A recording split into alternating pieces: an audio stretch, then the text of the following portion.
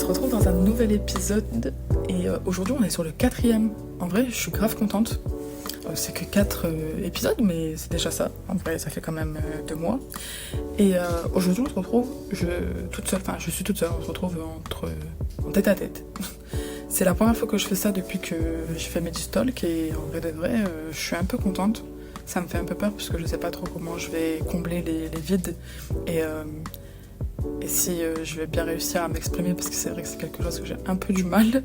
Mais du coup on va tenter ça. Aujourd'hui je vous retrouve pour parler de lecture. Puisque je fais un vendredi cinéma, un vendredi lecture. C'est vrai que dans ma façon de faire, je préfère largement, en tout cas je suis plus à l'aise à parler de cinéma, parce que je trouve qu'il y a beaucoup de choses à dire, plutôt que de lecture. Mais étant donné que c'est quelque chose qui fait partie de ma vie, je trouve ça plutôt sympa aussi et intéressant de parler de mes lectures. Et là, ces dernières semaines, j'ai réussi à sortir de ma panne de lecture, donc je me suis dit, c'est le moment pour en parler. Et en plus, voilà, je vous dis, on est en tête à tête, donc voilà. J'ai l'habitude en général de faire mes revues sur Instagram. Là, c'est vraiment la première fois que je le fais en podcast, donc en vrai de vrai, si c'est nul, dites-le moi. Hein. Vraiment, soyez honnête avec moi. Puisque je vais faire mes revues, enfin, petite revue, je vais en parler. Je vais vous faire un book haul. Et à la fin, on discutera de certaines choses sur le milieu de la littérature, de la lecture, de tout. Qu'est-ce que je voulais dire ? Je voulais dire autre chose. Non, c'est tout, je crois bien. Oui, c'est vrai. Sur mon dernier podcast, je parlais d'une sortie qui me faisait... Je vais commencer par ça. D'une sortie qui me faisait vraiment, vraiment envie. Et c'est trop cool puisque ça touche à la fois la lecture et à la fois le cinéma. Il y a le 2 octobre, le livre de Freda McFadden, La femme de ménage voit tout. Donc c'est le tome 3 qui est sorti.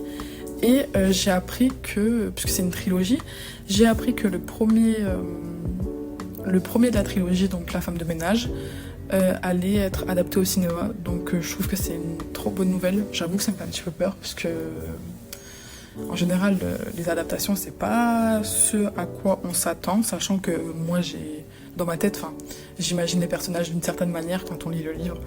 Et là pour le coup j'ai un petit peu peur de comment ça va rendre au cinéma, mais je suis curieuse. On n'a pas encore la date, mais on a l'info en tout cas. Et je trouve ça vraiment trop cool. Et du coup, je rebondis sur le fait que j'ai lu le tome 3 de La femme de ménage. Donc, La femme de ménage voit tout. Honnêtement, j'étais trop hype vers la sortie. J'attendais que ça. Et je lui ai quand même mis 4 étoiles sur 5. Alors que je sais très bien que ça vaut pas 4 étoiles. En vrai de vrai, c'est sympa. Donc là, on est toujours avec Millie. Donc pour ceux qui l'ont lu, pour ceux qui l'ont pas lu, je suis désolée, mais vraiment, je vous conseille de lire en tout cas le premier et le deuxième tome et le troisième. En vrai, je vous conseille de lire la trilogie. Donc on retrouve toujours Millie, la protagoniste, qui là, à plusieurs années après, a fait sa vie, a 2 enfants et un mari. Et ils ont pu acheter leur maison dans une petite ville tranquille, sauf qu'au fur et à mesure elle va bien se rendre compte que ses voisins sont un peu suspects et du coup on suit toujours Millie et ses aventures. Là pour le coup j'avoue que l'histoire m'a pas trop... En fait le fait que Millie ait vieilli et qu'elle soit beaucoup plus sage, ça m'a un petit peu dérangée, mais bon après c'est comme ça, les gens ils vieillissent, elle avait quand même 2 enfants, elle a un mari, c'est normal qu'elle soit différente, mais je la trouvais un petit peu en retrait, en tout cas sur sa vie. Je trouvais que trop de choses se passaient autour d'elle sans qu'elle se rende compte, alors que c'est pas du tout dans l'habitude de Millie. Après, je lui ai quand même mis 4 étoiles, puisque c'est Freda McFadden, et j'avoue que j'aime trop cette autrice. Pour moi, c'est vraiment la reine des thrillers psychologiques, donc je ne cesserai de le répéter. Et en vrai, de vrai, je vous dirais juste d'aller le lire, parce que c'est vraiment sympa, que ce soit la trilogie de La femme de ménage ou alors La psy. Il y en a d'autres qu'elle a écrit, mais on n'a toujours pas la traduction, donc ça m'embête un peu de pas lire en anglais, parce que je voudrais juste les lire en fait. Mais bon, c'est pas grave. Si jamais vous êtes intéressé ou quoi que ce soit, je pourrais vous faire une petite liste de livres dans le genre de thriller psychologique à lire, que j'ai pu lire, moi en tout cas, et que j'ai bien aimé, puisque j'en lis énormément de thrillers psychologiques et il y en a beaucoup que j'aime pas, en fait. Donc voilà, et d'ailleurs par rapport à ça, pour rebondir sur un thriller psychologique que j'ai lu et que j'ai pas aimé, c'était avant La femme de ménage. Je fais pas dans l'ordre chronologique, hein. J'essaye de faire par transition. Et celui que j'avais pas aimé, c'était Je serai ton ombre de Lisa Jewell. En gros, cette histoire-là, c'est l'histoire de... On suit la disparition de Saphir Maddox. Donc, au fur et à mesure de la lecture, il va y avoir des suspects, il va y avoir des stalkers aussi. En fait, on va suivre son point de vue et le point de vue de plusieurs personnes en fait dans l'histoire, des voisins, etc. Et on va essayer de comprendre pourquoi Saphir a disparu. Est-ce qu'elle est morte? Est-ce qu'elle est encore vivante? Qui l'a kidnappée? Est-ce que c'est un kidnapping? Enfin, voilà, en fait, on suit vraiment... c'est vraiment reposé sur la disparition, en tout cas, de Saphir. Honnêtement, je l'ai pas trop aimé. J'ai trouvé ça un peu trop brouillon. Il y avait beaucoup trop de longueur. J'ai pas pris de plaisir à le lire, sachant qu'au début, je le trouvais vraiment assez cool. En fait, j'étais vraiment prise dans la lecture. Je l'ai lu assez facilement, donc en vrai de vrai, ça reste quand même un livre qui se lit facilement. Mais je trouve en général que les thrillers comme ça, des éditions Hauteville, c'est des livres qui sont pas dingues, mais qui se lisent quand même facilement. Donc voilà. Pour celui-ci, je lui ai mis 2 étoiles. À chaque fois, je vous mets les notes que je leur mets, enfin que je leur ai mis. Je sais qu'il y a beaucoup de gens qui n'aiment pas trop noter les livres ou les films, est-ce que je peux comprendre, mais moi, c'est quelque chose qui me dérange pas, donc je le fais. Et puis après, c'est sûr que les avis divergent, hein, on n'est pas tous pareils. En tout cas, celui-ci, pour moi, c'est 2 étoiles, et je l'aime pas du tout. Je le relirai pas, honnêtement. Après, vous pouvez toujours aller le lire. Je crois que c'est le deuxième... Ah non, c'est pas le deuxième de Lisa Jewell. Non, c'est pas le deuxième. Il y en a eu d'autres de sorties d'elle. Je sais pas si je retendrai l'expérience, mais je sais plus c'est lequel, celui qui est sorti récemment. Attendez, je peux dire, je suis sûre qu'il y a des gens qui l'ont lu. On m'avait conseillé Rentre avant la nuit, que j'ai pas lu. Et je crois que son dernier, c'est... J'arrive pas à le trouver en fait, c'est dommage. Ah, Rien n'est vrai. Voilà, ça c'est son dernier. Elle en a fait beaucoup, c'est beaucoup dans les éditions Hauteville. Et honnêtement, j'ai l'impression que les thrillers des éditions Hauteville sont pas fous. Je sais pas si c'est que moi, mais j'ai vraiment du mal avec les éditions Hauteville. Ils font vraiment des livres super beaux, des couvertures super belles, mais l'intérieur c'est pas dingue. Donc voilà. Le troisième que j'ai lu ce mois-ci, c'est Mon mari de Maud Ventura. Je l'ai noté 3,5 sur 5. Et là pour le coup celui-ci je l'ai vraiment adoré. Alors je lui ai mis 3,5 mais je regrette un petit peu, je trouve qu'il mérite peut-être un peu plus. Franchement j'ai vraiment bien aimé. En gros c'est un roman qui explore un peu l'obsession amoureuse d'une femme. Elle est complètement folle de son mari, mais folle. Elle n'est pas que folle de son mari. Et au fur et à mesure, elle nous parle un petit peu de son mari, de comment elle l'aime vraiment. On comprend qu'elle l'aime à la folie et que elle nous donne vraiment tous les détails de leur vie commune. Et c'est vraiment une femme qui essaye de tout contrôler en fait. Le problème c'est que à essayer de tout contrôler, elle se perd un peu à son jeu et puis on sait qu'elle est vraiment instable mentalement en fait. Pour moi, je le catégorise... Enfin, il a été catégorisé comme un roman. C'est un roman, ça reste un roman. Mais moi, je le catégorise comme un thriller satirique. Je sais pas, j'ai jamais vu ça encore jusqu'à maintenant, mais je le catégorise vraiment comme ça en fait. Ça reste quand même un thriller puisque la fin, en fait, il y a un plot twist de fou et on se rend pas du tout compte. Enfin, moi, je l'ai pas du tout vu arriver. J'ai vu pas mal d'avis sur ce livre-là, de gens qui, je pense, n'avaient pas trop compris où est-ce que Maud Ventura voulait nous mener, ou peut-être ils l'ont pas lu jusqu'à la fin, parce que c'est vrai que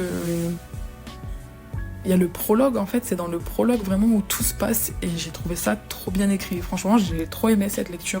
Je l'ai lu en 3 ou 4 jours, je crois, et franchement, c'est peut-être pas une lecture qui est faite pour tout le monde, mais en tout cas pour moi c'était vraiment mon truc en tout cas. Et d'ailleurs elle en a sorti un il y a pas longtemps pareil, que je pense que je vais lire, c'est même sûr et certain. Elle a sorti Célèbre, alors j'ai pas la date exacte, Mais mon mari il date de 2021 et Célèbre il a été en tout cas sorti en 2024, mais la date exacte, je vous avoue que j'ai pas forcément. J'ai reçu la dernière fois, enfin j'ai pas reçu mais j'ai vu en tout cas un retour de quelqu'un qui disait que elle détestait comment la protagoniste elle se comportait, qu'elle était complètement fan de son mari, que c'était pas du tout quelque chose qui la faisait kiffer et qu'elle préfère les femmes indépendantes, etc. Mais c'est vraiment, le livre repose sur l'obsession que la femme a de son mari. Donc déjà dès le résumé, on est au courant de quoi ça parle. On sait très bien que c'est pas du tout une femme indépendante et que c'est une femme qui est dépendante à son mari et qui ne vit que par lui. Donc vraiment si vous n'aimez pas ce genre d'histoire, ne lisez pas, hein, parce que vraiment vous n'allez pas kiffer du tout. Mais en tout cas moi j'ai trop aimé. J'ai trop aimé. Donc ça c'était quoi? C'était le 3e. Ensuite le 4e je l'ai lu en lecture commune, puisque je suis sur un groupe sur Twitter et on fait des lectures communes de temps en temps. Et c'était sur du Stephen King et c'était Au lit. Alors honnêtement j'ai pas réussi à aller jusqu'au bout. Je me suis arrêtée à 200 pages je crois. Je l'ai détesté. Franchement, je l'ai détesté parce que c'est long, parce que c'est chiant, parce qu'il se passe rien. Alors je sais que Stephen King, il écrit des tonnes de livres et qu'il y en a forcément qui sont mieux que ça. Moi, c'était ma première lecture et franchement, c'était pas une bonne expérience. Je relirai peut-être du Stephen King, franchement, mais pas pour le moment. Là, franchement, ça m'a pas fait kiffer du tout. Pour ceux qui veulent savoir, en gros, là, le résumé, vraiment en gros, c'est une détective privée qui enquête sur des disparitions. Voilà. Sauf que le problème, c'est qu'on a le point de vue de la détective privée qui est Holly et le point de vue aussi des personnes qui... comment on dit? Séquestrent? Je sais pas si c'est bon. On a le point de vue des personnes qui séquestrent. Et en fait, le truc, c'est que le point de vue de Holly, il est plus long que le point de vue des personnes qui enlèvent. Mais le point de vue d'Holly, il est super chiant. Franchement, le personnage de Holly, je le déteste. Moi, je voulais juste savoir un petit peu ce qui se passait de l'autre côté, en fait. Des personnes qui enlèvent. Pour moi, c'était eux qui m'intéressaient le plus et j'en ai pas beaucoup. Donc, j'ai voulu arrêter, je me suis arrêtée. Et je préfère arrêter un livre plutôt que de forcer et de le détester. Je le déteste quand même si j'ai fini avant, enfin que je l'ai arrêté avant, mais j'irai pas plus loin sur ça. Peut-être un autre, on verra. Et ma dernière lecture, du coup, elle date d'il y a quelques jours, je l'ai finie il y a quelques jours. C'est vraiment mon coup de cœur, franchement c'est un gros coup de cœur. C'est Pin Lake Resort de Phoenix B. Asher. En gros, c'est une romance à suspense qui va suivre les aventures de Charlie, qui est héritière de l'hôtel en fait, et qui est héritière de l'hôtel. Et l'hôtel il a fermé il y a plusieurs années par rapport à un massacre de 45 personnes. Elle n'est pas du tout au courant de ce qui s'est passé puisque personne lui en a jamais parlé, elle n'était pas encore née à ce moment-là. Mais étant donné qu'elle en a hérité, elle va décider de le reprendre en main pour le remettre en route, entre guillemets. Donc elle va le rénover, etc. Sauf qu'elle va recevoir des courriers un peu suspects dans sa boîte aux lettres du Pin Lake qui vont la mener sur l'enquête du massacre.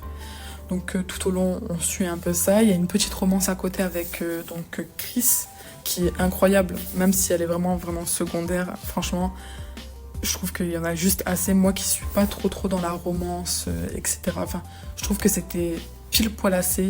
On est vraiment beaucoup plus mis sur la route de l'enquête plutôt que de la romance. Franchement, je l'ai trop aimé. Je vous le conseille de fou. Celui-ci, je l'ai noté à 4,5 sur 5.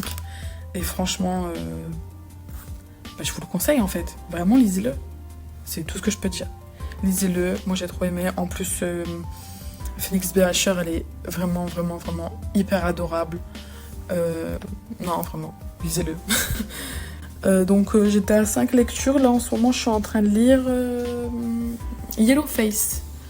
Pour le moment, je suis à une centaine de pages. Donc, je vais voir un petit peu ce que ça donne. En parallèle, j'avais déjà commencé un autre livre. Mais pour le moment, je n'ai pas très envie de le lire. Donc, on verra plus tard. Et à côté de ça, j'ai acheté des livres. Donc j'avais acheté ce mois-ci La femme de ménage, sauf que je l'ai déjà lu. Mon mari, que j'avais acheté aussi ce mois-ci, que j'ai lu. Et Pin Lake Resort. La femme de ménage Foitou et Pinlake Resort, je les ai achetés en neuf. La femme de ménage, il est à 22 € et Pinlake, je crois qu'il est à 7,60 €, quelque chose comme ça.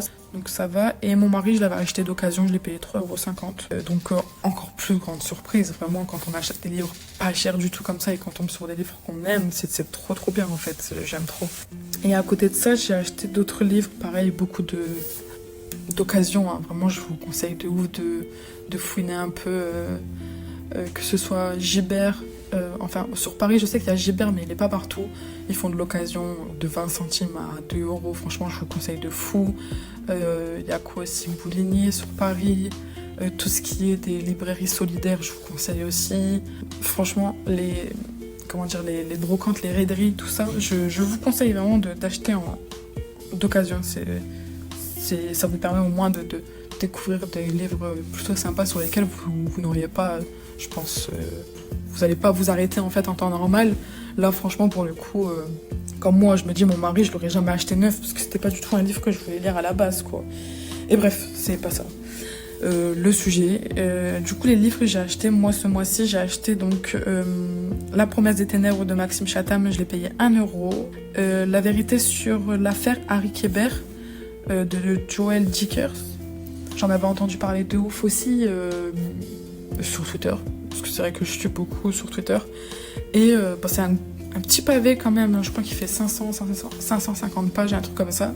Je me suis pas encore trop appuyée dessus, ça me fait un peu peur de le commencer, mais apparemment il est super bien, donc il faut vraiment que je le commence. Pareil, je l'ai payé 1 € sur une brocante. J'ai acheté La femme à la fenêtre de Hadji Finn, que j'avais acheté à Gibert. Celui-ci, je l'avais commencé un petit peu, mais je le trouvais un petit peu long. En gros, c'est une femme qui est un peu...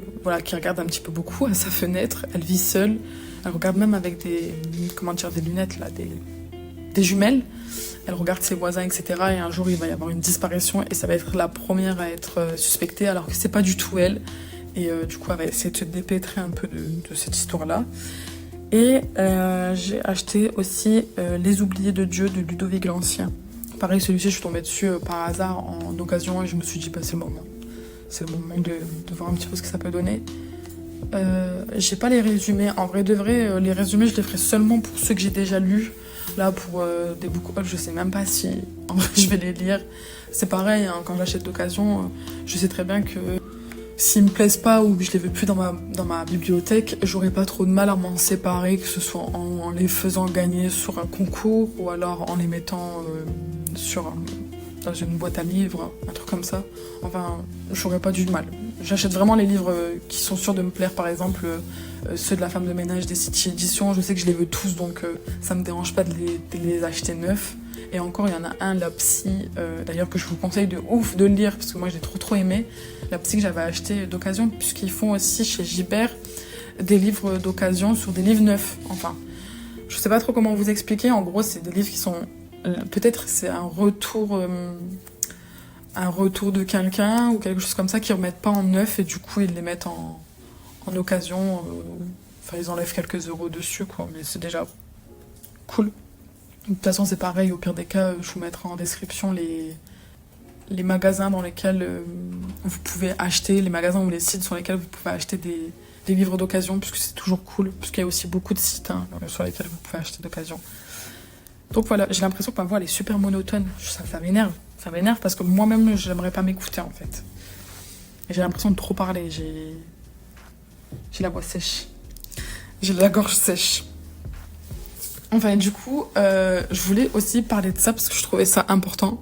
J'en parlais la dernière fois avec une amie à moi et je lui disais, en fait de vrai, j'ai l'impression que c'est grave des pulsions d'acheter. On a des pulsions d'achat en tant que lecteur, parce qu'en vrai, les livres, ils vont pas disparaître. En fait, j'ai l'impression dans ma vision des choses, si je l'achète pas maintenant, si j'attends un peu, genre il va disparaître et que je pourrai plus jamais me l'acheter de ma vie. Alors que pas du tout, tu vois. Genre... c'est vraiment fou le fait d'avoir des pulsions comme ça d'achat. En soi, je suis quand même pas une grosse acheteuse.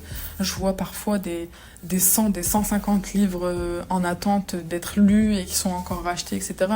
En vrai, je trouve que je suis quand même raisonnable. J'essaie de rester peut-être à 10-15 livres en avance. Mais en fait, la peur de manquer, je trouve que c'est hyper grave, en tout cas pour les lecteurs. Je crois qu'on se rend pas forcément compte de notre consommation en fait de livres, parce que c'est une consommation de livres. Après, je juge pas du tout, hein, vraiment chacun fait ce qu'il veut. Moi, c'est pas du tout un truc qui me dérange, que les gens achètent des livres, franchement, chacun fait ce qu'il veut. Mais en tout cas, pour moi, ma personne, je le vois vraiment comme une pulsion, une pulsion d'achat. C'est sur le coup, il me le faut. Par exemple, La femme de ménage, voit tout, il est sorti le 2 octobre, il fallait que je l'ai le 2 octobre. Je voulais pas attendre plus longtemps. Pin Lake Resort, je savais que j'en avais d'autres en attente, mais quand j'ai lu le résumé, il me le fallait. Il est sorti au mois de septembre, j'étais pas au courant, je l'ai vu que là. Dès que j'ai vu le résumé, je me suis dit, il me le faut. Je l'ai pas trouvé dans la librairie à côté de chez moi. J'ai attendu, je suis partie dans une autre librairie pour aller l'acheter, alors que je lisais un livre en parallèle, enfin bref, dans le sens où ça pouvait largement attendre. Et je trouve ça super grave, je sais pas, j'ai un peu du mal avec cette notion de pulsion d'achat comme ça. Mais voilà, en tout cas, moi je suis grave pressée. Je disais on allait papoter un peu, mais j'ai un peu du mal à combler les vides puisque je sais pas trop quoi dire de plus. En tout cas, je suis grave pressée de voir La femme de ménage au cinéma. Ça, c'est vraiment un truc qui a changé ma manière de lecture. Avant, je lisais beaucoup de classiques. Avant les 4 livres ou les 5 livres que j'ai lus, j'avais lu un livre de Victor Hugo qui était Le dernier jour d'un condamné. Je l'ai lu parce que peut-être je l'ai lu à l'école, mais je m'en souviens pas. Et je l'ai relu là, enfin je l'ai lu puisque je l'ai découvert là avant les 5 livres que j'ai lus là. Parce que quand j'ai des pannes de lecture, j'aime bien lire des classiques comme ça, des folios, puisque vous pouvez avoir des folios à 1, 2 ou 3 euros. Franchement, je vous conseille de ouf. Celui-ci, je l'avais acheté quand j'étais partie visiter... C'était quand j'étais partie visiter quoi ? Le Panthéon. Et du coup, je suis tombée dessus, il était à 1,20€. Il est gratuit sur Apple Book. Donc franchement, si vous voulez le lire, allez-y. C'est pareil, j'avais lu Kafka, La Métamorphose, il est gratuit sur Apple Book. Il y en a pas mal qui sont gratuits dessus. Il y a même les livres de... Oh là là. Je sais plus. Enfin, il y a beaucoup de livres sur Apple Book. Si vous avez un téléphone, si vous avez un iPhone, franchement, allez-y. C'est vraiment cool. Et oui, Le dernier jour d'un condamné, il est vraiment, vraiment bien. J'avais bien aimé le livre. Je me dissipe un peu. Je disais... Oui, quand j'ai des pannes de lecture, j'aime bien lire des petits livres comme ça. Ça me permet pas de sortir de ma panne de lecture, mais ça me permet au moins de lire, même si je mets du temps à le lire, et de lire des classiques comme ça. Franchement, je vous conseille de ouf. Et c'est ça que je voulais dire, oui. Je disais, avant de lire des thrillers, et en tout cas, avant d'avoir lu La femme de ménage, je lisais que des classiques. Enfin, j'ai commencé par le développement personnel. Ça, j'ai complètement arrêté. Ensuite, j'ai suivi par lire des classiques. Et après, du coup, j'ai lu des thrillers. J'aimais bien aussi les livres avec, par exemple, des romances, mais des romances dans un climat politique un peu compliqué ou des trucs comme ça, j'aime bien aussi. Mais voilà, en tout cas, mes lectures. C'est un peu compliqué de faire des podcasts toute seule, je vais pas vous mentir. Je sais pas si je recommencerai, franchement, je sais pas du tout. Mais voilà, en tout cas, je vous remercie si vous m'écoutez jusque-là. Franchement, vous êtes des vaillants de ouf avec ma voix super monotone. On se retrouve dans 2 semaines, dans 15 jours, pour vous parler de cinéma. Et j'ai trop hâte parce que j'ai trop de retours à vous faire. J'ai trop de choses à dire. J'ai trop hâte, puisque ça sera en plus avant la fin d'octobre, avant Halloween. Donc ça sera vraiment... il y aura plein de choses à dire. On va parler de films d'horreur, on va parler de films qui sont sortis au cinéma il n'y a pas très longtemps. On va vous parler de trop de choses parce que je serai encore avec Chris et j'ai trop hâte. Voilà, en tout cas merci à vous. N'hésitez pas à me suivre sur mes réseaux et à commenter. En vrai, ça me fait toujours plaisir de vous lire. Et on se retrouve dans 15 jours. Ciao!